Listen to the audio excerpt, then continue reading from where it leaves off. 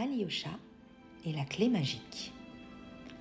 En décembre, quand la nuit tombe sur le Grand Nord, les hurlements des loups, les cris des aigles et le sifflement du vent résonnent dans la forêt.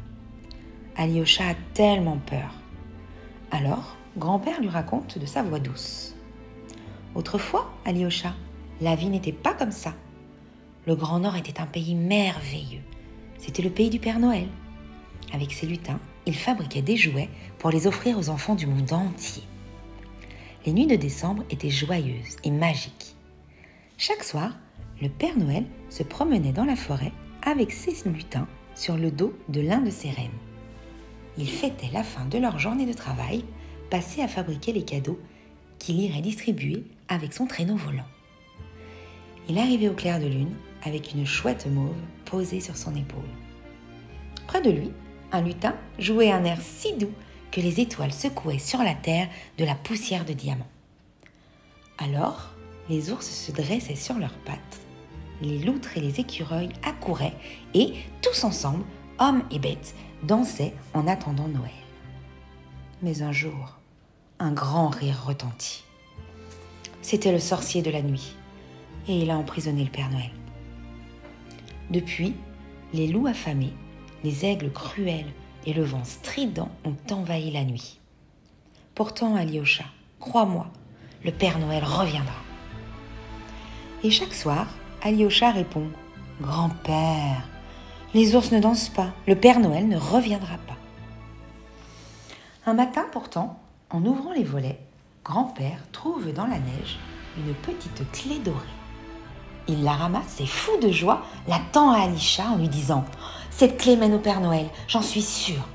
Je suis trop vieux pour le retrouver, mais toi, pars à sa recherche. » Alyosha se fâche. « Allons, grand-père, cette clé n'est qu'une vieille clé toute rouillée. » Et il la jette le plus loin possible dans la neige.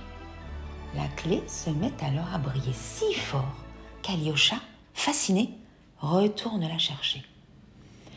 Il la ramasse et, sans un mot, il s'enfonce dans la forêt. Alyosha a beaucoup marché quand il se rend compte, terrorisé, qu'il s'est perdu dans la forêt. La nuit tombe, il entend les loups hurler.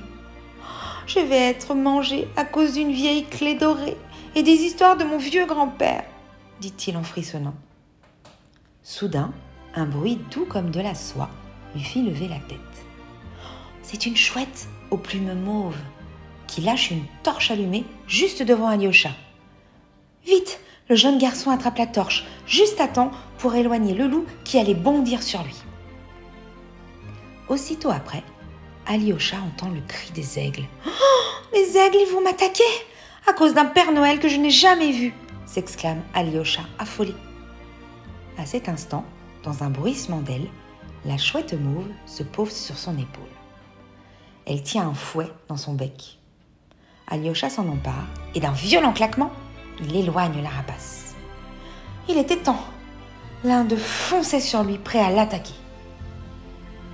Tout à coup, Alyosha entend le sifflement du vent. Il est tellement puissant qu'il doit se boucher les oreilles. Oh, je vais devenir sourd à cause d'un Père Noël que je n'ai jamais vu. Terrifié, Alyosha fait demi-tour et s'enfuit en courant. Soudain, il se cogne contre un mur en verre, dans lequel il aperçoit une serrure. Il y glisse la clé et une porte s'ouvre.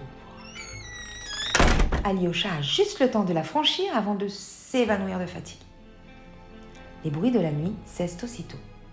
Une douce lumière illumine la forêt et un renne apparaît. Sur son dos sont assis le Père Noël et un lutin musicien qui joue un air de flûte si tendre qu'Alyosha se réveille doucement. Le lutin le fait monter sur le renne pendant que d'autres lutins dansent autour de lui.